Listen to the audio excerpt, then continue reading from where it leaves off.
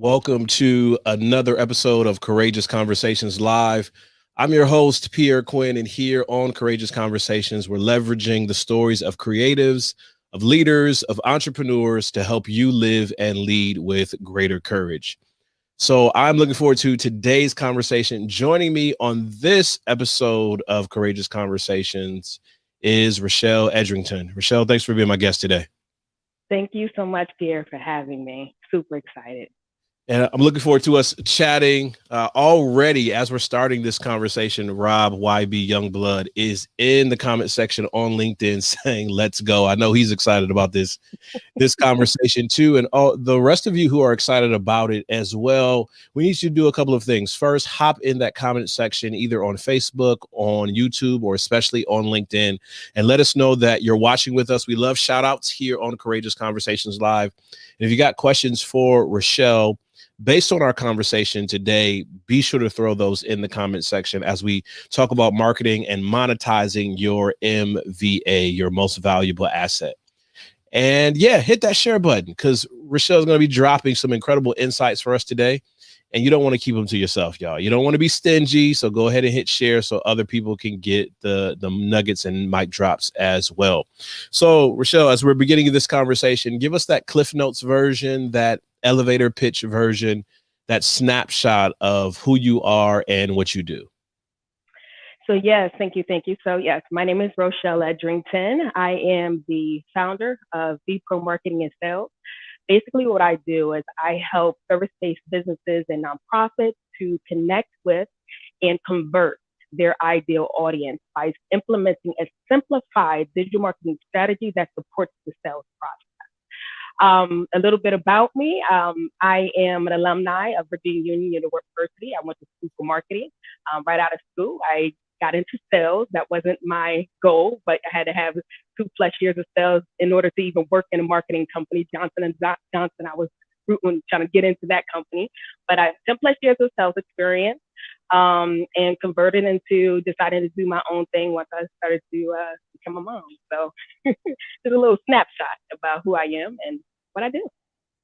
We got some of our LinkedIn friends checking us out, hanging out with us, CBN as well. He says he's ready for the gem drops. All right, come on, Rochelle. So yeah, there's gonna be gems and mics and dewdrops all the way for the rest of our conversation today.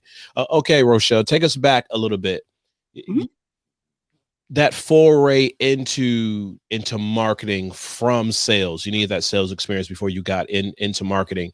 What made you want to decide to go down the marketing road at all? What made you want to throw your hat in that ring? Well, I tell people that I really feel like I was an entrepreneur since, youngster. Had been in second grade. I had to tell this story because it leads up to why I chose marketing when I went to Virginia Union. Mm-hmm. When I was like in second grade, I was at the dinner table. My dad is like the main reason I am an entrepreneur today. He was like a hustler. You get what I'm saying? Like, he knew how to make a dollar, and it was very important for him to put those seeds into his kids. I'm one of 3 girls, the oldest. But anyway, we're sitting at the dinner table, about to eat dinner, and he said, hey, you're spelling bee pro. Won't you go look up the word entrepreneur? So I'm like, yes, I got this. I like a challenge. I'm in there like, aunt. I know how to spell aunt. That's AUNT. Come on. And I'm like, what in the world? Why can't I find this? So long story short, he eventually told me how to truly spell entrepreneur. That stuck with me. I'm 35 now, so you can see that stuck with me for years. But just that pivotal moment, I'm learning what entrepreneur was and why it's important and how to bring freedom. Like ever since that point, I involved myself in finding ways to make money. So I chose marketing because when I used to sell, like knock on people's doors and sweep their porches for a couple of dollars, I used to do bake sales. The biggest bake sale I did is I'm one of 27 grandkids. I have a big family. Okay. Mm-hmm. So I recruited my boy cousins and I said, hey, I got these signs. We're having this bake sale. Go down, on Her Street, put a sign there. Go on State Street, put a sign there, all pointing in the direction of where I'm having this bake sale. So when I got to Union, that's just one example of how I knew I naturally, I love getting the word out and I wanted people to know where I was, right? I didn't know that was marketing. And I was probably about 12 years old.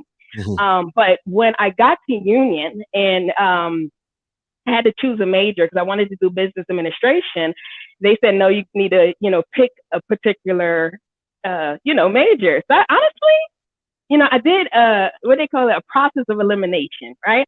I was like, accounting, yeah, economics, So when I thought about what I was strong with, I was like, marketing, let's do it, right? And it was probably it was the best decision I made because it was already in alignment with my thought process, like promotion and getting the word out there and sharing things, So I had to bring that all the way full circle so you can understand the true reason why I chose marketing. So Rochelle, I grew up in an inner city environment in the context of where I grew up. I grew up in a city called Pontiac, Michigan, which is about 30 minutes north of Detroit. And in my city, in my neighborhood and across the city, there are people who were good at things. We had mechanics in our city. We had people who could do hair. We had people who could cook. We had people who could sew. We had so many of these individuals in our city. And I'm growing up around this entrepreneurial environment.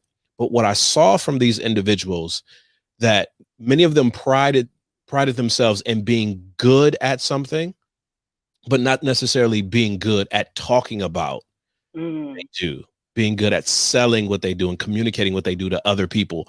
Why do you think it's such a challenge for entrepreneurs who are selling a product or a service?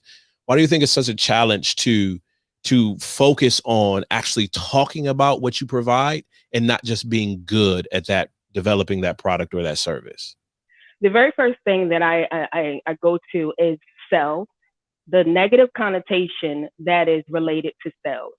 Most people, when they think about, telling someone about what they do, or maybe even asking for the business directly, I hear all the time, I don't want to sound pushy. I don't want to be put this way. That's because a lot of people, me too, I thought the same thing.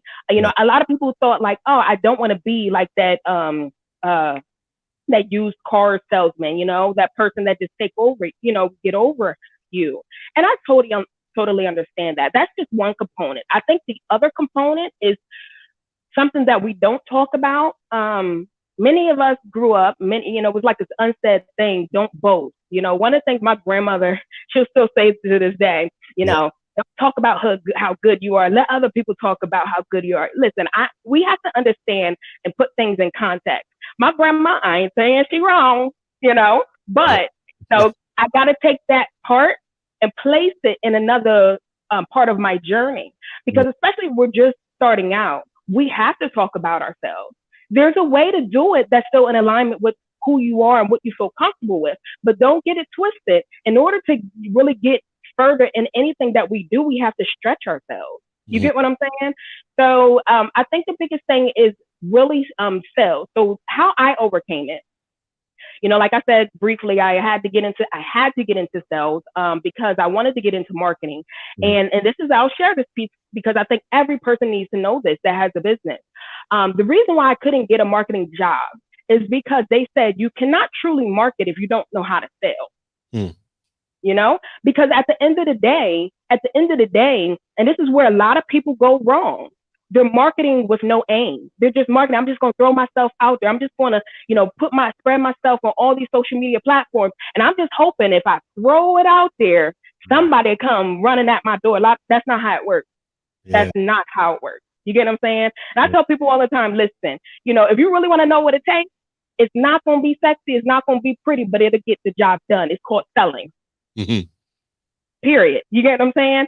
So, one of the things, how I overcame it, when I got my first sales job, I tell people I used to work in the medical industry. And I would equate it to, what is the story with Will Smith? I always forget it. Will Smith, he was carrying a big old thing. Pursuit of Happiness. Pursuit of Happiness. So that's, my job was similar to that. Now I sold medical supplies, array. I didn't have to carry the big equipment, but I did have to go cold calling. I built my territory to $250,000 in revenue with no experience in sales, with no handouts. I had to go knocking on doors, dealing with people not wanting to talk to me because I was Black, young, and looked like I may be inexperienced, but I kept pushing, right? So I had to learn how to sell, period.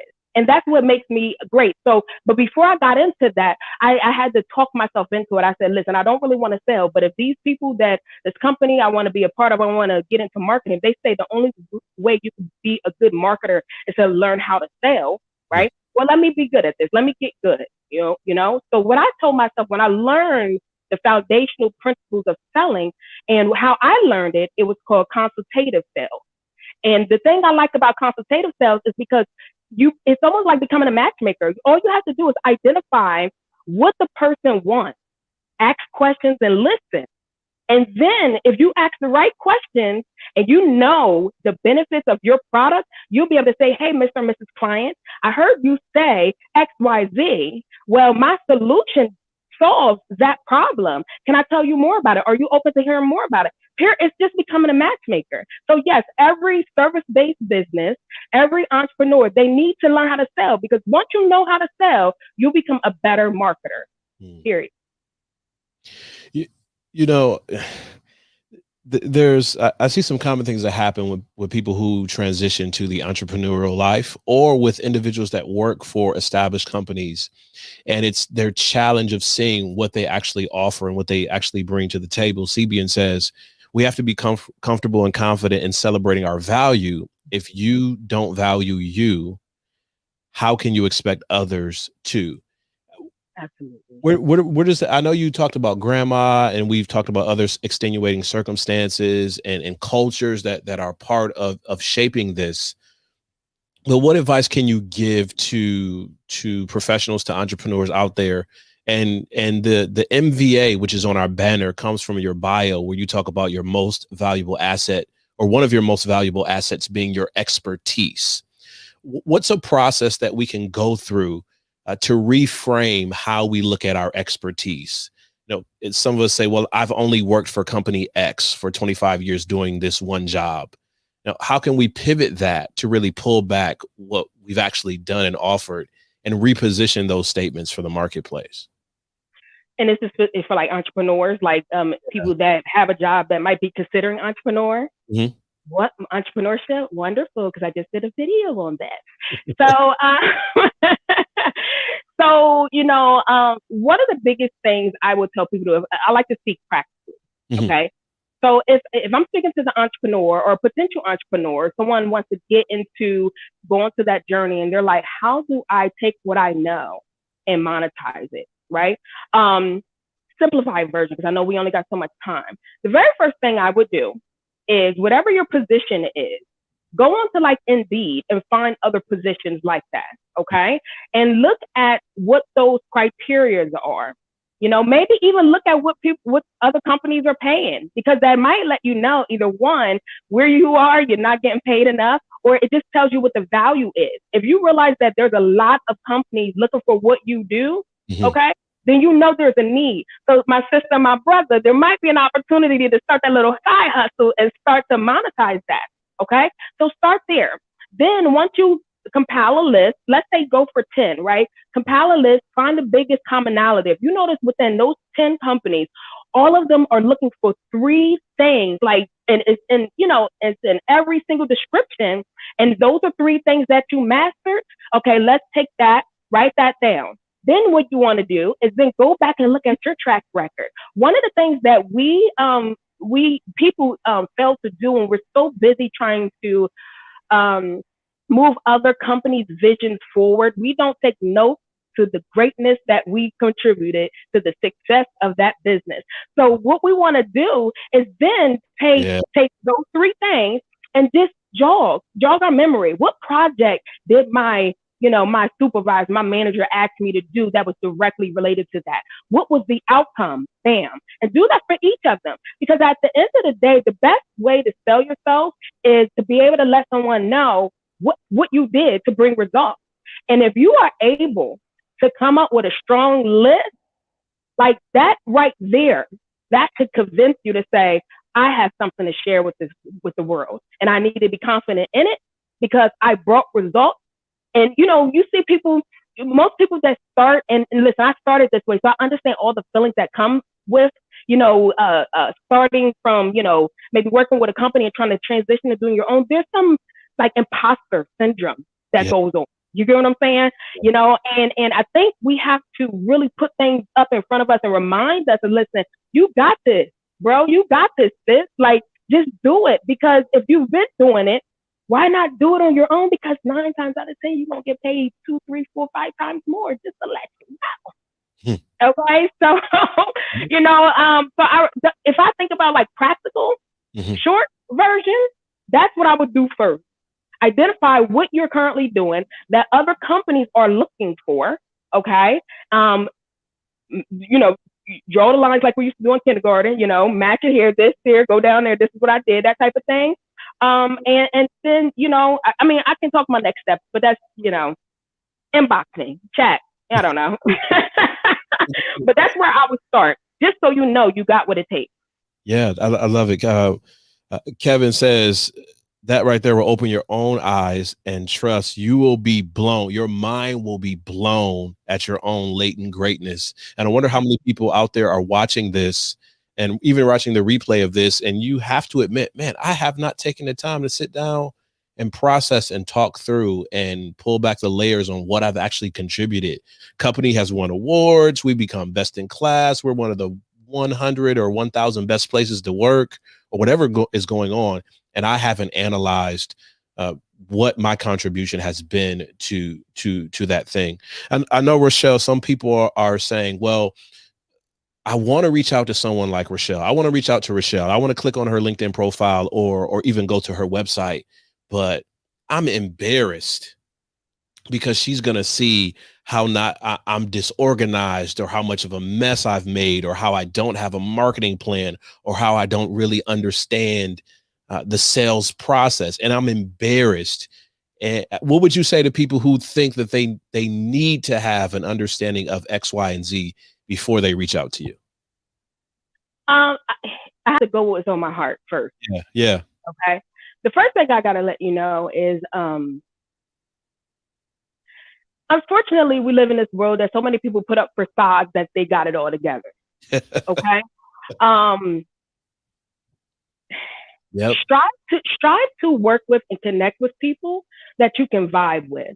See, the one thing that I'm unafraid to do is be myself. Like, I like to have fun. I like to chat. Listen, I might use some slang here and there, but I'm intelligent. Don't get it twisted, okay? You know, but I'm going to keep it real. And the thing is, listen, just because you might see my profile might look a certain way, or I might speak a certain way, but I wasn't born this way. It was a journey, you know, and I remember where I came from. You get what I'm saying? So, you know, if you ever work with someone that makes you feel that way, you should not be working with them, because anyone that's a true leader that's running their company, they know that whoever is coming to them, they need their help. So why make them feel bad?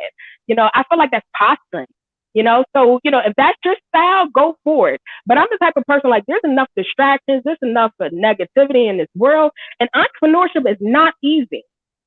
It's not. It's very rewarding, but it's not easy. So why make your life harder? Work with people that's going to connect with you, vibe with you, that's going to be your champion, regardless if you're paying them or not. That's my first thing. That's on my gut, because we're going to take it down these masks and talk to the real person. You get what I'm saying? Because that's the only way that we are going to truly flourish in this thing called life. Okay. The other thing is, see, me, you know, I started my business because I know so many people wanted to be entrepreneurs, or they're not just entrepreneurs. There's some businesses and nonprofit organizations that I just learned that we might think they got it all together, but until you start talking to people, there's some inner workings that are disconnected. Okay. So do not get caught up in what you see. But like they believe half of what you see and none of what you hear. I never understood that. But my dad said it when I was younger. But, you know, sometimes, you know, you have to understand, everybody is a work in progress. Every organization is a work in progress. Why do you think they hire consultants? Why do you think they have groups of people to come in and analyze? And, you know, so do not feel that way. And if you allow that feeling to stop you and you don't get over it, I don't say a lot of absolutes, but I'll say this: you are not meant for this journey. Yeah. Okay. But if you want it, push past it. All right. The other thing is marketing and sales. I started my business because I seen a need. I realized there's so many people that have great knowledge. I tell, I say like people that's been doing this for years, like in this city, they run their streets per se. You get what I'm saying? Yeah. And people know them, but their marketing and sales process sucks. You get what I'm saying? Mm-hmm. I guess I should have used a better word, but it could be better. Right. But that's why I started my business. So, people get in to focus on their craft, but that's why you bring in someone like me. Let me help you get a handle on it, right? So you can focus on your craft, because that's what, listen, if I work with service bases, let's just say a coach, let's say a career coach, what they want to really be doing is they want to be helping, students, or they want to be helping, people advance in their career. That's where they prefer to spend their time. That's where their passion is. That's where their expertise is going to help them to thrive. They do not really want to be spending time talking about themselves or marketing on social media platforms or creating inbound marketing strategies and content marketing strategies and all these other digital marketing strategies that just make their head go in a whirlwind. They really don't want to do that. Okay. So that's why I'm like, listen, either you can hire me to do it for you, or I can teach you through the workshop, right, on how to do it in a simplified way, especially if you're a solopreneur, because I am, and I understand how many hats we wear. So don't feel bad, because that's the reason my business exists, because people like you need what I do. Oh, Rochelle. Oh man, it's such a rich conversation. Great activity in the comment section. People responding to what you've been sharing, and I know that people are going to reach out to you and get connected. I got to ask you before we run out of time. This is one of my favorite questions to ask on Courageous Conversations. What experience have you had recently where you walked away? Maybe that was some client work, some coaching, maybe a workshop that you led or a conversation that you had, and you walked away from that saying to yourself, "Yep, Rochelle, that's why we do this work, because of this experience, because of this client, because of this outcome, breakthrough, this turnaround moment." Give us one of those stories. Literally, I was working with a client on Tuesday. And once again, listen, the advice I gave you guys earlier, sometimes we don't know how much we know and how valuable it is, right? So I'm working with a client, and I'm like, listen, we're putting together this digital marketing strategy. She's a solopreneur, and she, she's a mom with kids, and, it's like just so much similarities. And I'm like, listen, and what you do, people need it. So, we're going to come up with a free offer, because I'm big on give something free, give things so people can trust you, right? So I'm like, listen, I showed her this framework that I use for myself, because I like simple stuff. My mind, I get too distracted. I got to keep it simple, right? And I'm going to listen. All right, this is a framework that I used years ago.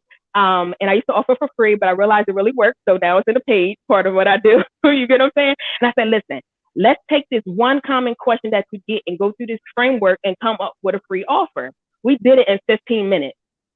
15 minutes. She came up with the outline for a free offer. She was just like, oh my gosh, Rochelle, you got to be kidding me. She's like, you need to teach sales. I said, that's in the works, boo-boo. Sorry. But no, that's one of the workshops that we do, because, as I'm talking her through this, just the way my mind works, I'm going to pour it in. So, when I had that experience, I'm like, oh, wow, bro. Like when I got off that call, I felt grateful. I was like, God is good. Thank you for continuously leading me. And I'm just like, it's go time.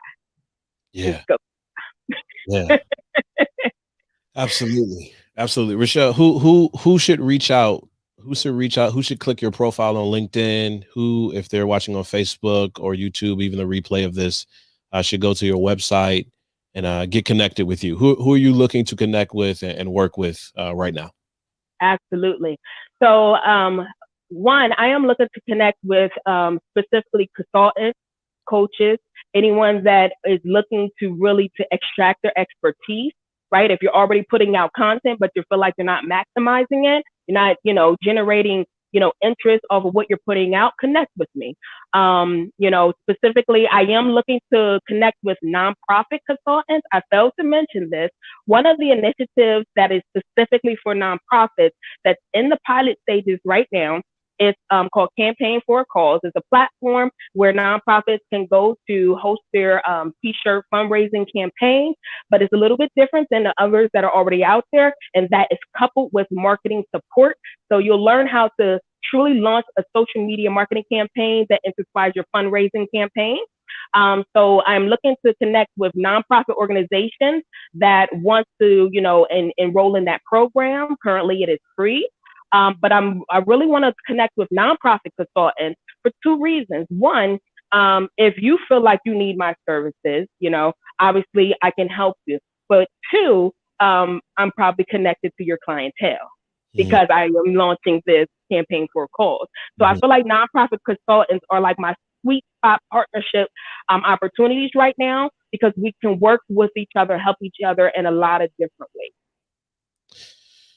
Such great insight today, Rochelle. Thank you so much. And listen, as you're watching this live, you're watching the replay of this, people who are in your circles, in your spheres of influence, who are nonprofit consultants, who have services that they're looking to sell. And they're great at what they do. They're great at consulting. They're great at facilitating. They're great at the workshops. They're great at talking to people about their company. They are not great in selling and marketing what they do. And they need to talk to Rochelle. That's why we had this conversation today. And Rochelle, I want to thank you in advance for the people who are going to reach out to you. There are going to be some LinkedIn inbox messages and some contact messages that come in from your website. I want to thank you in advance for all the work, all the great work that you're going to do with these clients who you'll be connecting with real soon. And thank you so much for being a guest on Courageous Conversations today. Thank you for having me. I definitely appreciate it. It was a grand time. We'll talk soon, okay? Sounds good.